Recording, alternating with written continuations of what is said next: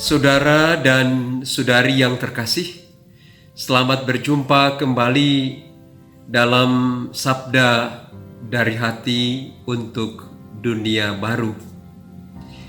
Tema renungan kita pada kesempatan ini di hari Rabu tanggal 17 Maret 2021, kita belajar bahagia ketika melihat orang lain bahagia. Saya tertarik untuk berbicara tentang tema ini karena dalam pengalaman keseharian hidup kita, kadang kita bisa berjumpa dengan orang-orang yang tidak senang, yang tidak bahagia ketika melihat orang lain bahagia. Terlebih ketika orang itu pada mulanya mereka melihat sebagai orang kecil, sebagai orang yang tidak berdaya, sebagai orang yang tidak punya apa-apa, yang tidak bisa diandalkan. Namun kemudian dalam perjalanan waktu, dia bisa menjadi orang yang hebat, menjadi orang yang besar, yang terkemuka, yang terkenal, yang hidupnya bahagia. Dan pengalaman ini sering kita jumpai dalam kehidupan kita, bahwa ada orang-orang yang tidak mau melihat kalau saudara dan saudarinya itu bahagia. Ada rupa-rupa alasan dia akan cari, dia akan pakai untuk menjatuhkan orang itu, fitnah orang itu, gosipin orang itu, atau cara-cara lain yang ia lakukan bersama dengan orang-orang lain untuk membuat orang itu jatuh, orang itu tidak berdaya kembali, atau sekurang-kurangnya orang itu menjadi buah tutur banyak orang. Hari ini bacaan Injil pun Yesus mengalami hal yang sama, bahwa orang-orang Yahudi ternyata tidak senang, orang-orang Yahudi ternyata tidak bahagia, orang-orang Yahudi ternyata tidak merasa nyaman ketika melihat Yesus hadir, tampil di tengah-tengah mereka dengan perkataan-perkataan yang luar biasa, yaitu ketika Yesus berkata, "Bapakku sedang bekerja dan aku pun sampai saat ini masih bekerja."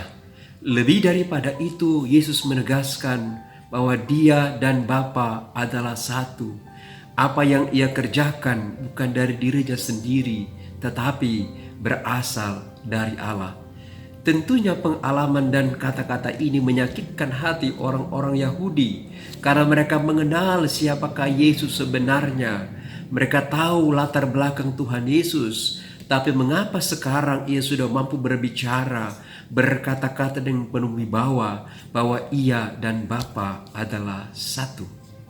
Saudara dan saudariku yang terkasih, bahkan lebih daripada itu, mereka kemudian berusaha untuk mencari cara, untuk mencari jalan bagaimana menjatuhkan Yesus. Bahkan mereka bersepakat untuk mau membunuh Yesus.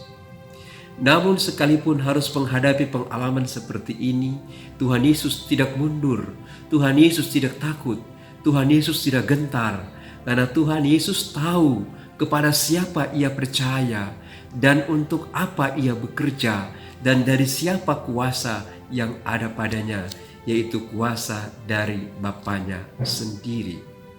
Saudara dan saudariku yang terkasih dalam Tuhan kita Yesus Kristus, Injil hari ini mengajak kita semua untuk marilah kita belajar untuk merasa bahagia ketika melihat orang lain bahagia dalam hidup kita. Kita merasa bangga ketika melihat orang lain berhasil, sukses dalam tugas dan pekerjaannya. Jangan kita menjadi orang-orang yang ketika melihat orang lain sukses, melihat orang lain berhasil, kita kemudian menjadi sakit hati, menjadi iri, bahkan kita mencari cara untuk menjatuhkan dia. Saudara dan saudariku yang terkasih dalam Tuhan kita Yesus Kristus, Injil hari ini Yesus mengajak kita semua untuk marilah kita belajar untuk percaya kepadanya, untuk mengandalkan Dia, untuk bekerja bersama Dia, untuk ikut ambil bagian dalam karya-karya penyelamatan yang di bawahnya untuk dunia dan untuk kita sekalian. Nah, saudara dan saudariku yang terkasih dalam Tuhan kita Yesus Kristus, agar kita mampu menjadi orang-orang yang bahagia ketika melihat orang lain bahagia, melihat orang lain berhasil, dibutuhkan 3 kualitas rohani ini. Kualitas yang pertama adalah kita merasa bahwa kita adalah anak-anak Allah. Kita harus merasa, kita harus menyadari kita anak-anak Allah, dan kepada kita pun diberikan talenta, diberikan karunia, diberikan kemampuan dalam diri kita untuk melakukan pekerjaan-pekerjaan baik dalam kehidupan kita.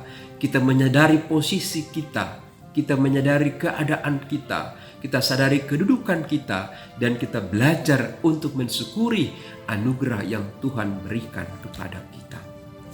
Kualitas rohani yang kedua adalah kita belajar dalam kehidupan ini untuk kita melakukan apa yang pantas kita lakukan, apa yang pantas kita kerjakan di hadapan Tuhan, yang Tuhan percayakan kepada kita.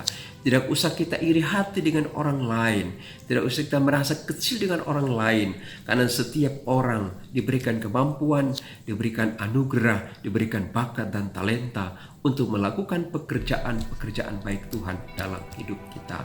Dan kualitas rohani yang terakhir yang ketiga adalah kita belajar untuk menyadari bahwa Yesus Kristus sungguh Putra Allah.